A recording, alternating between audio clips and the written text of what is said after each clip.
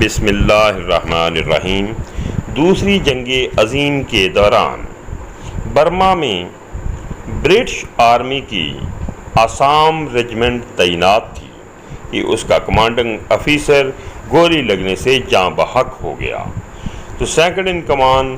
Officer کو کمان دی گئی، لیکن چند دنوں کے بعد اس سے کمان واپس لے لی گئی اور ساتھ ملٹری آفیسر کو یہ لکھا گیا کہ اس افسر کو نوکری سے سبکدوش کر دیا جائے۔ اور 1965 کے الیکشن میں ایوب خان صدارتی امیدوار تھے اور ان کے مد مقابل تمام سیاستدان نااہل ہو چکے تھے اور کوئی مقابل دور تک نظر نہیں آ رہا تھا، تو اس وقت متحدہ اپوزیشن نے ایک ایسی شخصیت کو صدارتی امیدوار کے طور پر نامزد کیا کہ اس شخصیت کے مقابلے پر آتے ہی صدر ایوب خان کو اپنا سنگھاسن ڈولتا ہوا محسوس ہوا۔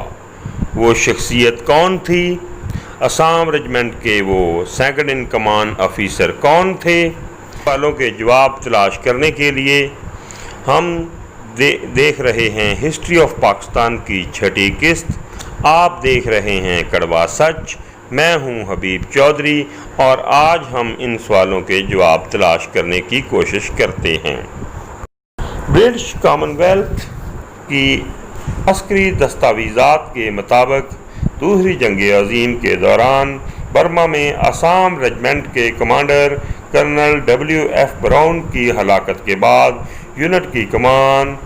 کرنل ایوب خان کے حوالے کر دی گئی، لیکن ان کی حکمت عملی اتنی ناکام تھی کہ مسلسل ناکامیوں کے بعد 2-3 دن بعد ہی ان کو واپس بھجوا دیا گیا اور سفارش کی گئی کہ نوکری سے ہی فارغ کر دیا جائے۔ ایک ایسا فوجی افسر جس کو ناکامی کی وجہ سے نوکری سے برخاست کرنے کی سفارش کی گئی، قیام پاکستان کے بعد اس فوجی افسر کی صلاحیتوں میں ایسا نکھار پیدا ہوا کہ یہ افسر 4 سالوں کے اندر کرنل سے ترقی کرتے ہوئے جنرل کے عہدے تک پہنچنے میں کامیاب ہو گئے اور بعد میں فیلڈ مارشل اور پاکستان کے آرمی چیف اور صدر پاکستان بھی بنے۔ اور کہا جاتا ہے کہ ایوب خان کا دور ترقی کا دور تھا۔ پاکستان میں ان کے دور میں مثالی ترقی ہوئی اور منگلا اور تربیلا ڈیم اور دیگر بھی بہت سی ترقی کے کام ہوئے جن کا ہم آئندہ ذکر کریں گے، لیکن بہت سے ناقدین بھی ہیں اور اس دور میں چند ایسے کام بھی ہوئے جو عوام کو سخت ناپسند آئے، لیکن ان اچھے اور برے کاموں کا ہم آگے ذکر کریں گے۔ ہم اب آتے ہیں اپنی اصل بات کی طرف۔ جنرل گریسی کی ریٹائرمنٹ کے بعد جنرل افتخار نے آرمی چیف بننا تھا، لیکن وہ جہاز کریش ہونے کی وجہ سے شہید ہو گئے۔ 13 دسمبر 1949 کو برطانیہ جاتے ہوئے کراچی میں ایک جہاز کریش ہوا جس میں جنرل افتخار سمیت تمام مسافر جاں بحق ہو گئے۔ اس وجہ سے جنرل گریسی کو 1 سال اور ملٹری کمانڈر ان چیف کے طور پر کام کرنے کا کہا گیا اور اس کے بعد ایوب خان پاکستان کے پہلے مسلمان آرمی چیف بنے۔ جنرل ایوب خان نے آرمی چیف بنتے ہی فوجی افسروں کو عوامی معاملات سے دور رہنے کی تلقین کی، لیکن retired army chief general Gracey نے وزیر اعظم لیاقت علی خان کو ایوب خان کے سیاسی عزائم سے خبردار رہنے کا کہا تھا۔ چند سال کے بعد برطانیہ کے ہوٹل ونچسٹر میں بیٹھ کر ایوب خان نے پاکستان کے سیاسی نظام کو تبدیل کرنے کا منصوبہ بنایا۔ مشرقی اور مغربی پاکستان کو ایک یونٹ میں بنانے کی تجویز دی اور تینوں افواج کا ایک سپریم کمانڈر بنانے کی تجویز دی اور پھر سیاسی حکومت سے وزیر دفاع کا عہدہ بھی مانگ لیا، جو گورنر جنرل نے فوراً عطا کر دیا۔ اس طرح حاضر سروس آرمی چیف ہوتے ہوئے پاکستان کی تاریخ کے پہلے اور آخری وزیر دفاع ایوب خان، جو کہ جنرل کی وردی میں بھی تھے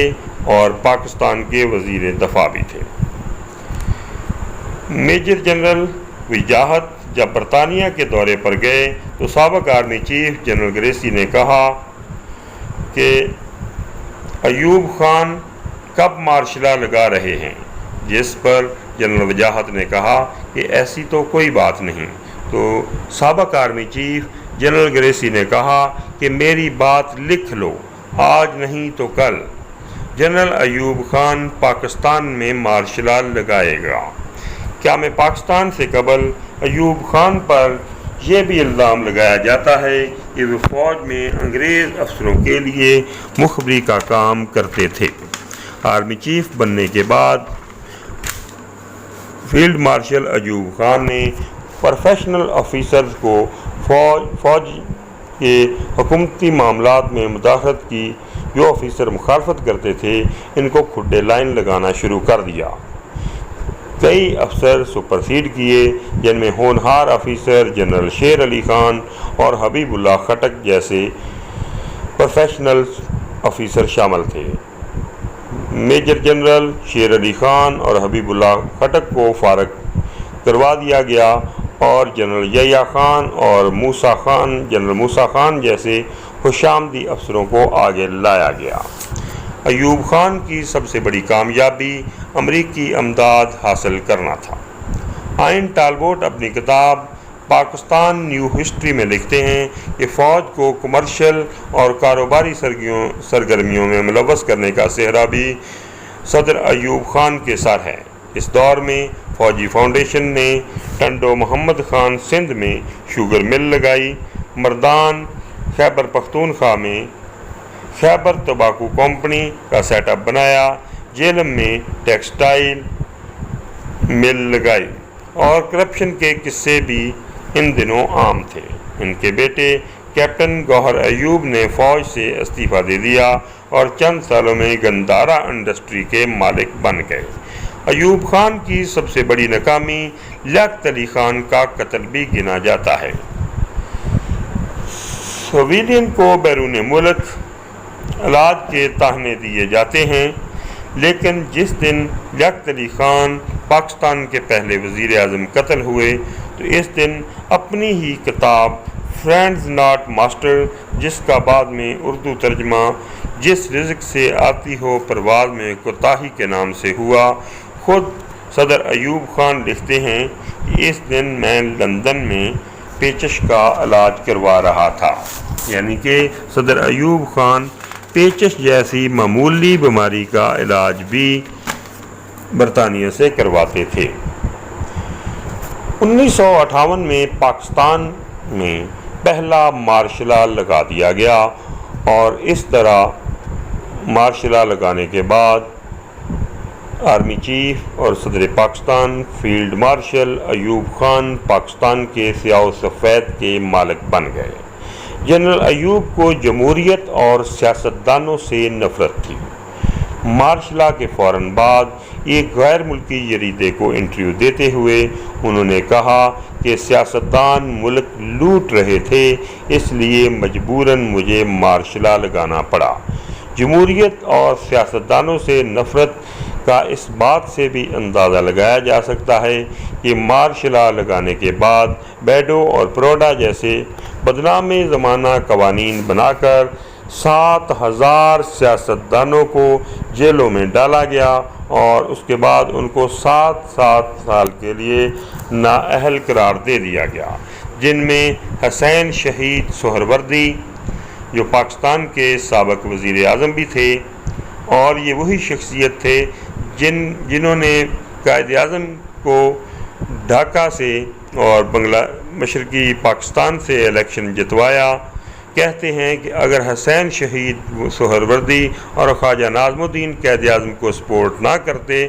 اور ان کو مشرقی پاکستان کی تمام سیٹیں نہ ملتی تو پاکستان کبھی نہ بنتا۔ تو اس حسین شہید سہروردی اور پاکستان کو گوادر کا تحفہ دینے والے ملک فیروز خان نون کو بھی 7 سال کے لیے نااہل قرار دے دیا گیا۔ ان بڑے سیاستدانوں پر کرپشن اور غداری کے الزامات لگائے گئے، تو اس کے بعد آج بھی جب کسی سیاستدان پر یہ الزام لگتے ہیں تو سمجھنے والے سمجھ جاتے ہیں کہ یہ تو وہی جگہ ہے، گزرے تھے ہم یہاں سے۔ تمام بڑے بڑے سیاستدانوں کو نااہل کرنے کے بعد صدر ایوب خان نے جب میدان خالی دیکھا تو انہوں نے اپنی مرضی کا قانون بنایا اور اس قانون کے تحت قائد اعظم کی مسلم لیگ کی صدارت بھی اپنے ہاتھ میں رکھ لی اور پاکستان میں الیکشن کا اعلان کر دیا۔ ایوب خان برملا کہا کرتے تھے کہ عوام ابھی اس قابل نہیں ہوئے کہ انہیں ووٹ کا حق دیا جائے، تو ایوب خان کے اس الیکشن کے دور میں صرف بی ڈی ممبر حضرات ووٹ ڈالا کرتے تھے۔ الیکشن لڑنے کا فیصلہ کرنے کے بعد جب ایوب خان نے دیکھا کہ میدان خالی ہے اور ان کو اپنی فتح یقینی نظر آ رہی تھی، تو ان دنوں میں متحدہ اپوزیشن نے قیامت کی چال چلی اور اس بکھری ہوئی اپوزیشن نے اکٹھے ہو کر محترمہ فاطمہ جناح کے پاس جا کر ان کی منت کی کہ پاکستان کی آپ اس وقت آخری امید ہیں اور آپ ہی ہماری قیادت سنبھالیں اور عامر ایوب خان کے خلاف صدارتی الیکشن لڑیں۔ اور محترمہ فاطمہ جناح نے متحدہ اپوزیشن کی اس درخواست کو قبول کر لیا اور صدارتی الیکشن لڑنے کا اعلان کر دیا۔ یوں ملک میں الیکشن کا ماحول بن گیا اور وہ اپوزیشن جو دور دور تک کہیں نظر نہیں آ رہی تھی وہ خم ٹھونک کر مد مقابل آ گئی، اور محترمہ فاطمہ جناح کو کیونکہ وہ قائد اعظم کی بہن تھیں، مشرقی اور مغربی پاکستان میں بہت پذیرائی ملی اور عوام جوک در جوک ان کے جلسوں میں آنے لگی۔ تو صدر ایوب خان نے فاطمہ جناح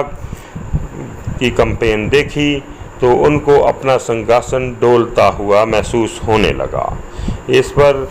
محترمہ فاطمہ جناح پر غدار اور بھارتی ایجنٹ تک ہونے کے الزامات لگائے گئے اور ان کی کردار کشی کی گئی،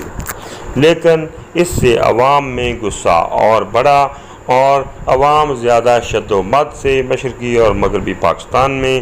محترمہ فاطمہ جناح کے جلسوں میں شرکت کرنے لگی، اور عوام محترمہ فاطمہ جناح سے بے حد محبت بھی کرتے تھے اور دن بدن ان کی محبت میں اضافہ بھی ہو رہا تھا، اور پاکستان کی عوام ان کو اپنی آخری امید سمجھتے تھے۔ پھر عثمان نے ایک ایسا دھاندلی بھرا الیکشن بھی دیکھا۔ اس بھرپور دھاندلی کے بعد 1965 کا الیکشن صدر ایوب خان جیتنے میں کامیاب ہو گئے۔ الیکشن میں ہونے والی اس دھاندلی کی وجہ سے عوام میں غم و غصہ کی لہر دوڑ گئی اور پورے ملک میں صدر ایوب خان کے خلاف مظاہرے ہونے لگے، اور انہی دنوں میں پاکستان میں 2 ایسے واقعات ہوئے جن کی وجہ سے ایوب خان کا اقتدار مزید نہ چل سکا۔ ان میں پہلا واقعہ تو یہ تھا کہ ایوب خان کے الیکشن کے فوری بعد پاکستان پر بھارت نے جنگ مسلط کر دی، اور اس جنگ میں پاکستان نے اپنے دفاع کے لیے بھرپور جواب دیا اور وہ ہتھیار بھی استعمال کیے جو امریکہ نے اس معاہدے کے ساتھ پاکستان کے حوالے کیے تھے کہ یہ ہتھیار اور طیارے بھارت کے خلاف استعمال نہیں کیے جائیں گے۔ جیسا کہتے ہیں کہ محبت اور جنگ میں سب جائز ہوتا ہے، اور پاکستان کا یہ حق بھی تھا کہ وہ اپنے دفاع میں یہ ہتھیار استعمال کرے، لیکن اس وجہ سے امریکہ ناراض ہو گیا اور اس نے پاکستان کی امداد بھی بند کر دی۔ اور دوسرا واقعہ یہ ہوا کہ معاہدہ تاشکند میں پاکستان نے وہ علاقے اور جنگی قیدی واپس کر دیے بھارت کو، اور اس وقت کے وزیر خارجہ ذوالفقار علی بھٹو جو ان دنوں میں سرعام ایوب خان کو ڈیڈی کہا کرتے تھے، اس چیز کو سیاسی پوائنٹ سکورنگ کے لیے استعمال کیا اور انہوں نے تاشقند سے واپسی پر وزارت خارجہ سے استعفیٰ دے دیا اور عوامی جلسوں میں تقریریں کرنی شروع کر دیں کہ ایوب خان نے تاشقند میں جیتی ہوئی جنگ ہار دی ہے اور شہیدوں کے لہو سے وفا نہیں کی، اور عوامی مہم کو بھرپور طریقے سے چلانے کے بعد 1969 میں ایوب ذوالفقار علی بھٹو نے پاکستان پیپلز پارٹی کے قیام کا اعلان کیا، اور پاکستان پیپلز پارٹی بنانے کا یہ اعلان مخدوم امین فہیم کے والد مخدوم طالب المولا کے گھر پر ایک مشاورتی کمیٹی کے اجلاس کے بعد کیا گیا، اور ان حالات کا فائدہ اٹھاتے ہوئے جنرل یحییٰ خان نے ایوب خان کی حکومت کو چلتا کر دیا اور خود حکومت سنبھال لی، اور ذوالفقار علی بھٹو ان دنوں میں پاپولر سیاستدان تھے، اور شیخ مجیب الرحمن مشرقی پاکستان کی محرومیوں کا رونا روتے ہوئے مشرقی پاکستان کی عوام کی بھرپور تائید حاصل کرنے میں کامیاب ہو چکے تھے۔ یہ کہانی ہم آپ کو اگلی قسط میں سنائیں گے، لیکن ابھی ہم آپ کو ذکر کرتے ہیں کہ ایوب خان کے دور میں جو اچھے کام ہوئے، اب ان کا ذکر نہ کرنا بھی ناانصافی ہوگی۔ صدر ایوب خان کے صدر بنتے ہی پاکستان کھل کر امریکی کیمپ میں شامل ہو گیا، اور اس کے ذریعے سے پاکستان کو امریکی امداد بھی ملی، اور اس امریکی امداد کو صدر ایوب خان نے بھرپور طریقے سے پاکستان کی ترقی کے لیے استعمال بھی کیا۔ ایوب خان کے اس دور میں منگلا اور تربیلا جیسے بڑے ڈیم بننے کا آغاز ہوا، اور پاکستان پہلی دفعہ گندم کی پیداوار میں خود کفیل بھی ہو گیا۔ صنعت اور زراعت کی بہت زیادہ ترقی ہوئی، اور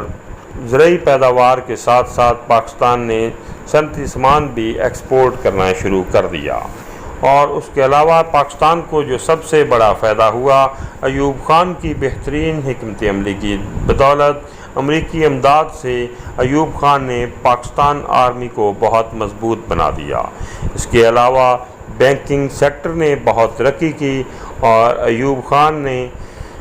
چائنا کے ساتھ باؤنڈری کے معاملات کو سدھارا اور ایک کلیئر لائن متعین کر دی، جو اس سے پہلے ایک مستقل سرحد کی حیثیت نہ رکھتی تھی، اور کسی بھی وقت چائنا کے ساتھ بھی ہمارے کئی تنازعات پیدا ہو سکتے تھے، اور اس ڈیل میں چائنا نے فراخ دلی کا مظاہرہ کرتے ہوئے کچھ علاقہ چائنا کا بھی پاکستان کو دے دیا، اور چائنا کے ساتھ بہترین تعلقات کا آغاز ایوب خان کے دور میں ہوا۔ ایوب خان کے دور میں پاکستان نے بہت زیادہ ترقی کی۔ ایوب خان کا شمار ان آمروں میں ہوتا ہے جن سے عوام آج بھی محبت کرتے ہیں۔ آج بھی ٹرکوں کے پیچھے ایوب خان کی تصویریں اکثر نظر آ جاتی ہیں، اور ایوب خان کے دور کا سب سے بڑا فائدہ یہ ہوا تھا کہ ان کے دور میں پاکستان نے ترقی بھی کافی کی تھی، لیکن ملک اتنا مقروض نہیں ہوا تھا جتنا آج ترقی کے نام پر سیاستدانوں نے ملک کو مقروض کر دیا ہے۔ لیکن انہی دنوں میں مشرقی پاکستان کے حالات دن بدن بگڑتے جا رہے تھے، اور ایوب خان کے اقتدار کے صرف 3 سال بعد مشرقی پاکستان سے ٹوٹ کر بنگلہ دیش بن گیا۔ پاکستان کیسے ٹوٹا، اس کو توڑنے میں کون کون ذمہ دار تھے، ان تمام باتوں اور حقائق سے اور ذوالفقار علی بھٹو کی مکمل سٹوری ہم آپ کو اگلی قسط میں سنائیں گے۔ ان تمام حالات سے واقف ہونے کے لیے اور مشرقی پاکستان کیسے ٹوٹا اور اس کے ذمہ دار کون کون تھے، پیپلز پارٹی اور ذوالفقار علی بھٹو کے عروج زوال اور خاندانی پس منظر، تمام حالات کے لیے انتظار کی یہ ہسٹری آف پاکستان کی قسط نمبر 7 کا۔ تو ملتے ہیں اگلی قسط میں۔ جن دوستوں نے ابھی تک چینل کو سبسکرائب نہیں کیا وہ چینل کو سبسکرائب کر دیں اور ساتھ بیل آئیکن بھی دبا دیں تاکہ ہر اپلوڈ ہونے والی ویڈیو کا آپ کو نوٹیفیکیشن مل سکے۔ تو ہمیں یاد رکھیے گا۔ اللہ حافظ۔